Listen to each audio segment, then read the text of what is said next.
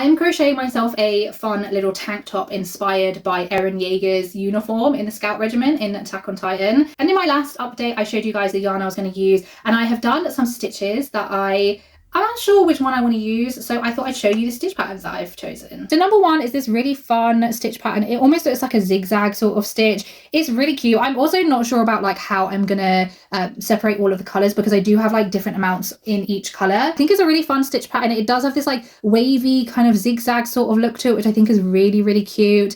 And I love all of the colors together. I was a bit unsure about how they were gonna look crocheted up, but I think they look really nice. I really like this one. It's got like a good amount of stretch. It's got some chain spaces in there, but it's not like wholly, and also it's double crochet, so it's a nice tall stitch. And then number two, which I do love and I think it's beautiful, I just don't think I like it for this top. So it's very gappy. You can very much see behind it there's like a lot of like chain spaces and essentially holes in it, which is not my favorite. As much as I want this to be airy and have like a nice loose gauge, I don't want it to be this loose. So I really like the way the stitch pattern looks, and it looks really fun, but I just don't think for this top it's going to work for like what I want to wear this top for. So I think this is a no, but it is really, really fun. Another reason why I don't like this is because there's some front post stitches and I don't want anything particularly textured. And then number three, funnily enough, I actually think this is like very similar to number one, but this uses like a lot of single crochet stitches, so I don't want to put myself through the torture of using a fine yarn and doing a very short stitch. It's a beautiful stitch pattern. It looks really nice. Again, kind of has this like sort of V formation.